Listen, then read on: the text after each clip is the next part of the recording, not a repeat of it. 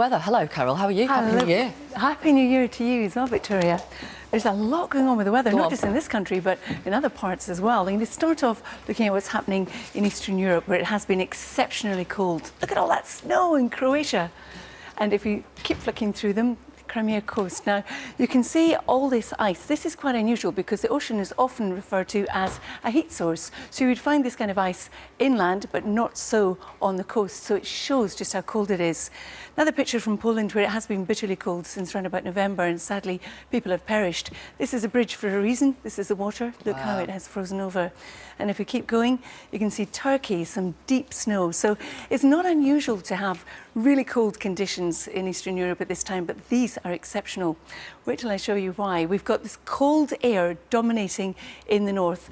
Big area of high pressure across Eastern Europe, another one across northwestern parts of the Atlantic. We've got low pressure across our shores, and you can see all the blue seeping across, the darkest blue over in the east.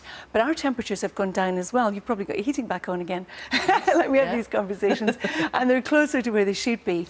But they are nothing like they have seen. For example, the average overnight temperature in all these places: Moscow -9, Minsk -7, Izium -8, -26 last night. Yeah, it's not good. Now, not good. These conditions are similar to what you would experience in the Antarctic. So if you were out in -26, you'd be bonkers for starters without appropriate protection. But if your eyes ran, for example, it would freeze. The teardrop would freeze on contact. You could lose a finger in this kind of heat without the right preparation. Now, the big high pressure across Eastern Europe has changed the orientation of the jet stream, which has pushed it a bit farther south.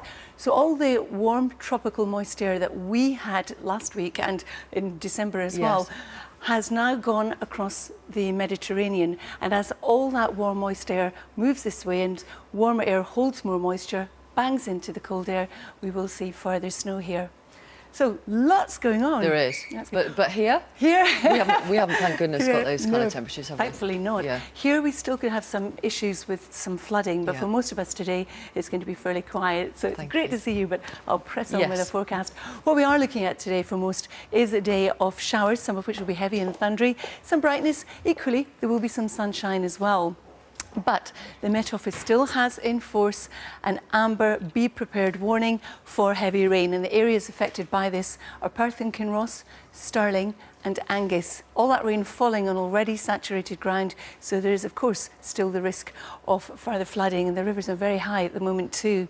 So there's the rain. Increasingly, as the cold air feeds in across the north of Scotland, we'll see that turn readily to snow in the Grampians. We've also got some heavy rain to come across northeast England in particular, but for the rest of us, fairly cloudy at times, a lot of showers, and some of those showers will merge and some of them will be thundery. But even into the afternoon, we carry on with the rain across eastern Scotland. Something drier and brighter in the west, but still some showers. Northwest England seeing some showers, northeast England still seeing the rain, and the rain carrying on through parts of Yorkshire, Lincolnshire and down into East Anglia. Now, as we come south of that and through the Midlands down towards the Isle of Wight, there will still be some showers around. Some will be heavy, but there'll be some sunny spells, some bright spells as well. And the same across southwest England. We've got that mixture of bright spells, sunshine and showers, as we have across Wales. And if you're stuck under the showers, particularly the heavy ones, it's going to feel quite chilly. For Northern Ireland, we've got that same mixture, again, mixture of bright spells, sunshine and showers. So low pressure dominates our weather. Everything rotates around it in an anti-clockwise direction, so we continue with the onshore wind today and tonight, and it will feel raw if you're stuck under that wind. The showers in the west tending to be more around the coasts, and then our next hazard tonight for central, southern and southeastern England will be fog, some quite dense fog at that. So if you're travelling tomorrow morning, worth checking in with the forecast, because you might find some disruption to travel, and you can do that by going onto the BBC travel pages or indeed your local BBC radio station, or I'll keep you posted here on Victoria's show. And you can see how through the morning the fog will be slow to lift, but eventually it will do, some of it just into low cloud. And tomorrow for most of us actually it's going to be a drier day. Now there still will be some showers. We'll lose the heavy rain from eastern Scotland and the northeast of England, but there'll be showers here and still some snow coming in from the Grampians.